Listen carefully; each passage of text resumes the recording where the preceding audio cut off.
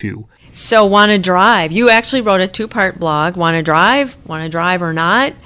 And this was interesting. This was triggered by a friend of yours, Peter, who found a YouTube video on how to drive an 18-speed transmission, which, by the way, I can't even imagine. So it brought back memories for you of a pretty big event. You were a gravedigger in college.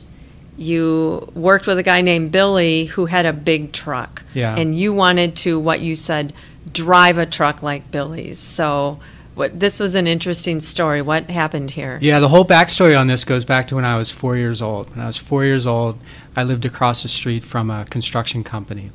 And I would sit on the curb in the afternoons, and I would watch the guys come back with their trucks. And I just kind of fell in love with trucks.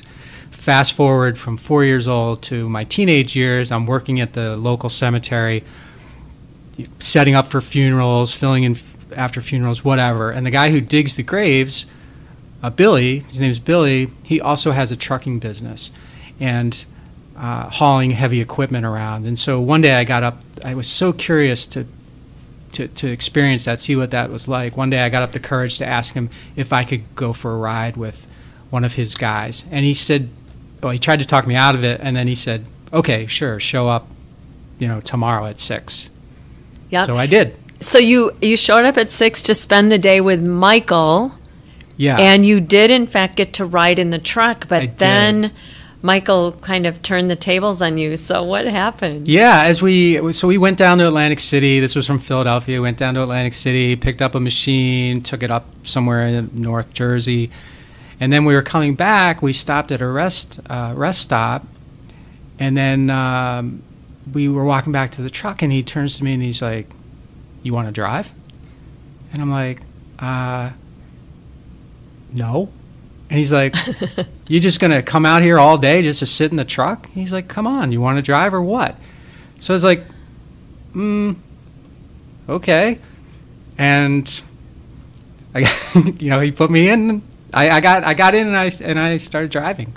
So pretty scary, and it's one of the wide load trucks, right? Yeah, we didn't have a machine on at that time, thankfully. But yeah, so it's a big semi. All right.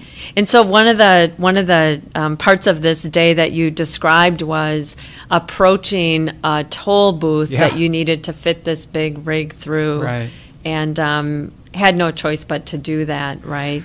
Yeah, I mean, once we got started, he kind of took a nap. So we were on the Jersey Turnpike, I think, and we're driving down, and I see the sign that there's a toll booth up ahead, like 2 miles or something. So I hit him, and I'm like, I can't do this. He's like, what? It's just you just steer between the toll booth. You got to stop anyway to pay him. I'm like, okay.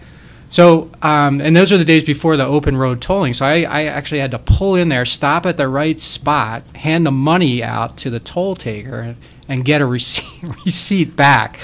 So it was very scary. It was very scary. So I'm just wondering, kind of as a conclusion to the story, throughout the whole rest of your life, how many times did you see a truck like that and kind of say to yourself, like, oh my God, I drove one of those? Oh, well, a lot, because I did.